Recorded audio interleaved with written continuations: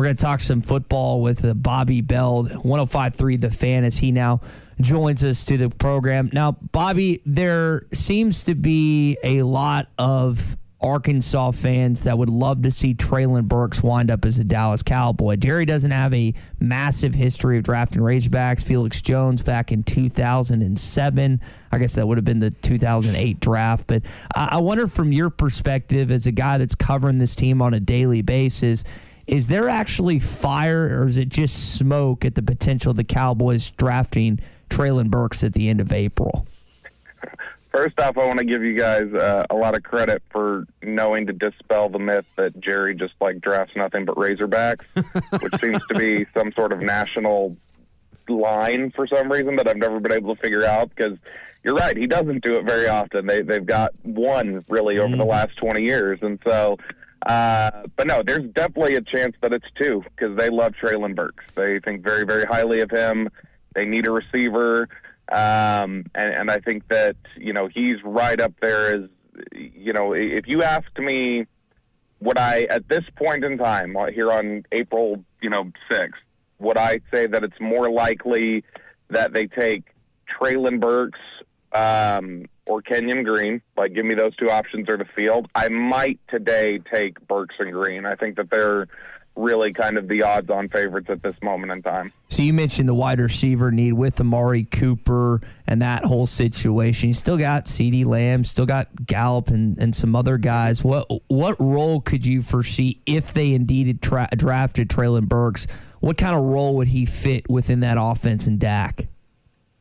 This is a three-receiver league. He's a starter if he comes here. It'd be, Gallup, CeeDee, and Burks, and especially with Gallup likely not being ready for the first 2 or 3 games to start the season.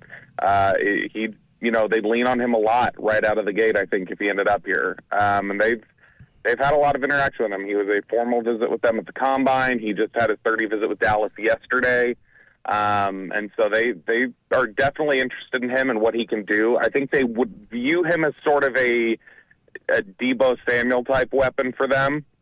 So you might see them do some things with him, in the backfield. They might line him up as the X receiver. They might line him up in the slot. I expect that they're going to put CeeDee Lamb outside a lot. So I think you definitely could see some Treylon Burks in the slot, in the backfield, almost lining up in line at times. I think that they try to get very creative with him, and they feel like, all right, that's a modern-day NFL weapon that we could really use. I know that there are some people there with the Cowboys that view him similarly to A.J. Brown, the receiver for the Titans. And so that's definitely a guy that they think highly of, and I think they believe, would increase their odds of repeating as NFC's champions if they were able to add a guy like Burks to the mix. Bobby, Ty brought this up yesterday. I thought it was a good point. When you're thinking about Treylon Burks, who would the Jones family have more intimate knowledge of? With John Stephen Jones, the grandson, playing for the Razorbacks, Jerry and Stephen have seen basically every game the last couple of years. They have a relative that was on the team. So who else would they have more intimate knowledge of, even just going into this process, than Treylon Burks? I think that can't get lost, and I think it was a great point Ty made yesterday. Yeah, no, they're going to have a really good understanding of him, and I know they were, really interested in keeping an eye on, okay, how did he test in Indy? What did his weight come in at? And this is a guy who has been training 2 miles from the Cowboys facility. He's been in Frisco, Texas, working at Exos with Brent Callaway. And so, he's been right in their own backyard. And so, yeah, I think that they've got a really good handle on who he is, potentially better than, a lot of other teams do. And yet they still, even with that handle they have on him, they use one of their 45 formal interviews on him. They use one of their 30 visits on him. So even knowing all that they know about him, they're still using resources to spend more time with him during this pre-draft process. So, I think part of it will be, does Treylon get to 24? That might be some of the question. You keep hearing a team like the Jets is interested in DK Metcalf, Deebo Samuel, A.J. Brown. They're keeping an eye on those situations. Well, those are the 3 names I've most consistently heard compared to Treylon Burks have been Metcalf, Brown, and Samuel. And so those are, if that's the type of guy the Jets are looking for, they may just be staring at Treylon Burks. And they pick ahead of Dallas. And so I think the question becomes, is he there? And if he's there, does he make the most sense in terms of value? But he will 100% be a top contender for the Cowboys' first pick. They very frequently will use their 30-visit list as a guide to their first pick in the draft. The last time in a non-COVID year that they had 30 visits and they didn't use their first pick on a guy they visited was 2012 with Morris Claiborne. So it's been a while. Good point. And so the fact that he's on that list and he's one of maybe 5 or 6 first-round type of players that are on the list is a good indicator that he's a top contender. What are the yeah buts with Treylon? We hear it up here. Well, he likes to hunt and fish too much. His 40 time wasn't good. When you have these conversations with colleagues or with listeners that call in, what are the yeah buts from down that way about Treylon? There's here in the market, there's no yeah buts about Treylon. There's but we need offensive line more than anything. It's Okay. not about Treylon himself. I think across the league, he definitely didn't test as well as a lot of people expected. I think that there were some people who looked at it and they were hoping for low 4.4s on him. So when he came out and ran 4.55, that wasn't exactly a number they wanted to see. But that back half of his 40 was in the 1.8s, which is similar to Jamar Chase's back half of his 40. And so he's somebody that, you see that long speed and you can see why he pulls away from guys on some of these, deeper routes, the posts, the corners, the go routes. You can see why he's able to pull away from faster players, even as a 4.55 test guy, because he's somebody that, once he gets going and gets that, big 226-pound frame going, that he can pick up a head of steam. And so I think it's just, some questions about the athleticism not being quite what they expected.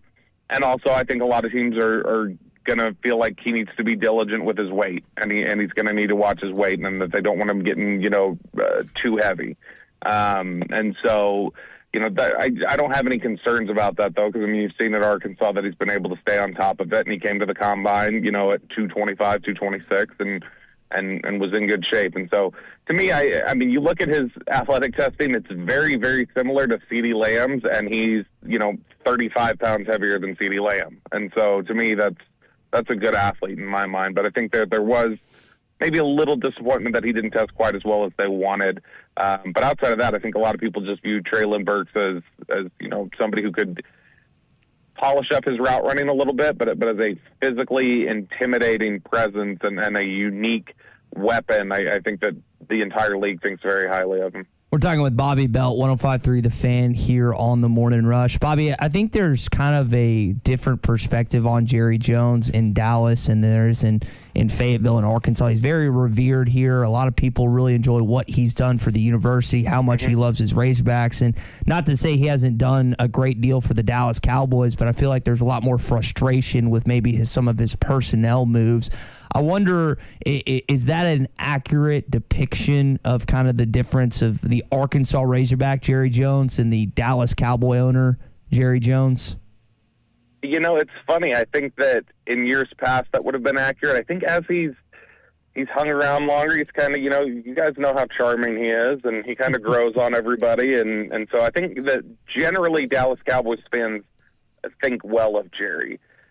It's not always the case for Steven. I think a lot of people blame Steven for a lot of the personnel problems in recent years, and I don't know how fair that is, but I think if you were to, a lot of that frustration that I think existed for Jerry 20 years ago, and a lot of that angst from the fan base has definitely been shifted over more towards Steven, and I think a lot of people feel like in the fan base that, well, this is Steven's team more at this point. He's doing a lot of these things, and anytime we actually go out and spend money, that's Jerry overruling Steven, and that Steven would be tight with the checkbook. And so I actually think a lot of the frustration with the fan base lies with Steven at this point than it does Jerry. But, over the years, sure, he's had his moments where there's been some consternation, and there's some people who still to this day, if you ask them what they think of Jerry, they will talk about how they'll never forgive him for Tom Landry, or they'll never forgive him for Jimmy Johnson. So you'll always have those people, but I think your average run-of-the-mill fan, they think very highly of Jerry, and he's really won people over during his, 3 decades here in Dallas. Hey, Kudos to the people that can hold a grudge for 30-plus years. Hey, I mean, that's a lot of energy. There's something, there's something almost admirable about being committed to something that long. So. Bobby, to kind of go off that, from the interactions that you guys get to have with him on a weekly basis or your media sessions, whatever, it's not often owners get to interact with media. The media gets a chance to ask questions about. Have you ever ticked him off? Has he ever looked at you and said, Bobby, and given you some Southern drawl? Like, what is there a moment or instant where you thought you're like, man, this guy's about to yell and scream at me for the next minute or so? No, he's generally. So my favorite line about Jerry came from Rick Goslin, the former Dallas Morning News writer, longtime Dallas Morning News writer, one of the best writers in the country, and one of the really important writers when it comes to Hall of Fame voting.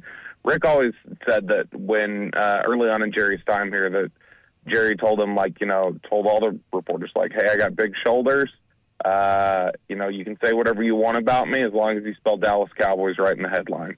And that's Jerry's philosophy, I think, in a lot of ways. And so, no, I think he respects tough questions. The most upset I've seen him get in recent years was actually my colleague who I work with at the NFL Network, Jade Slater.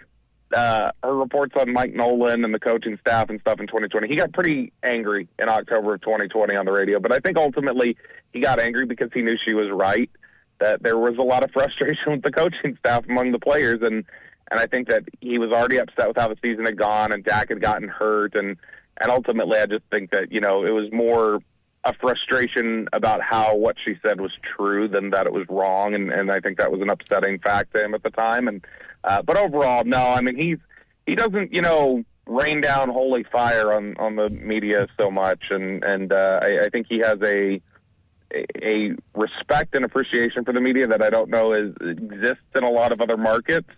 But he, I think, understands how important the media is to the branding of the Cowboys, and the brand is a very integral part to this organization. Hey, before you go, we spent all of our time on Treylon Burks, but give us 2 or 3 other names that you think the Cowboys will be hot on in this draft process in the first day or two? Well, I think that another name that they're interested in, not necessarily right at the top of the draft, but another player who people are probably familiar with in the SEC circles is Sam Williams, the edge rusher from Ole Miss. That's somebody that I think they think highly of. Again, another SEC name that I think is right there with Treylon Burks in the first round that we mentioned a little bit ago, Kenyon Green, the guard/tackle from Texas A&M. And that's a guy that I think, is maybe if you made me lean towards one person as the favorite right now, I might lean towards Green. But I just think it might be really tough for them to pass up Burks, because this is not just, as we talked about, the phony line from, national media of just, he always takes his Razorbacks. This is not just a Jerry thing. That entire scouting department loves Treylon Burks and thinks that he's going to be a really special player. And so I think those are 3 names that bear watching, though. Treylon Burks, Kenyon Green, and Sam Williams as guys who potentially could end up as Cowboys here at the end of the month. Bobby, we'll leave it there. Thanks for waking up early with us this morning, sharing some insight on the personnel decisions that await the Dallas Cowboys in the coming weeks, and maybe we'll get a chance to catch up with you later on if Burks ends up being a Dallas Cowboy at the end of April.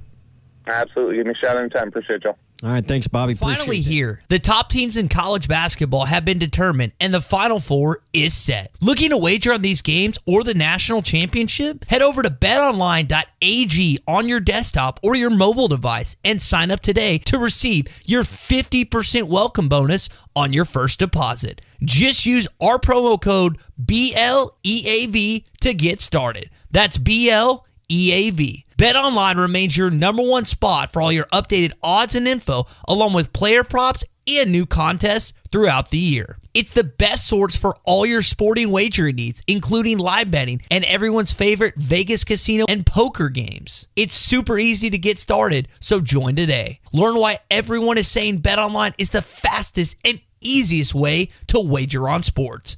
BetOnline, where the game starts.